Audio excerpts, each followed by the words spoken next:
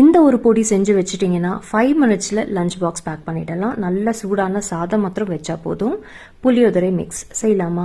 ஒரு கடாயில் கடலைப்பருப்பு சேர்த்து நல்லா வறுத்துட்டு தனியாக மாற்றி வச்சுக்கோங்க. அடுத்ததாக உளுத்தம் பருப்பு சேர்த்துக்கோங்க. நல்லா வறுத்துட்டு தனியாக மாற்றி வச்சுக்கலாம். இப்போ இதில் வெள்ளை எள்ளு இல்லை கருப்பு எள்ளு சேர்த்து வறுத்துக்கோங்க. அடுத்ததாக தனியா சேர்த்து கொஞ்ச நேரம் வறுத்துட்டு இதில் கடுகு சேர்த்து வறுத்துக்கலாம். அடுத்ததாக மிளகு, சீரகம், வெந்தயம் சேர்த்து நல்லா வறுத்துட்டு இதையும் தனியாக மாற்றி வச்சுக்கலாம். இதே கடாயில் எண்ணெய் சேர்த்து காஞ்ச மிளகாய் சேர்த்து நல்லா வறுத்துக்கோங்க. கடாயில நல்லெண்ணெய், கருவேப்பிலை சேர்த்துட்டு கருவேப்பிலை நல்லா வறுத்த பிறகு 2 லெமன் சைஸ் அளவுக்கு புளி, கல்லுப்பு சேர்த்து வறுத்துக்கலாம். மிக்சியில காஞ்ச மிளகாய், புளி சேர்த்து ஒரு முறை அரைச்சிட்டு அதுக்கப்புறம் மற்ற பொருட்கள் எல்லாம் சேர்த்து நல்லா ஸ்மூத்தா இதே போல அரைச்சுக்கோங்க. இந்த புளியோதரை ப்ரீமிக்ஸை நல்லா ஆற வச்சுட்டு ஒரு ஏர்டைட் கண்டெய்னர்ல ஸ்டோர் பண்ணி வச்சுட்டீங்கன்னா 2 மாசத்துக்கு யூஸ் பண்ணிக்கலாம். இப்ப புளியோதரை செஞ்சிடலாமா?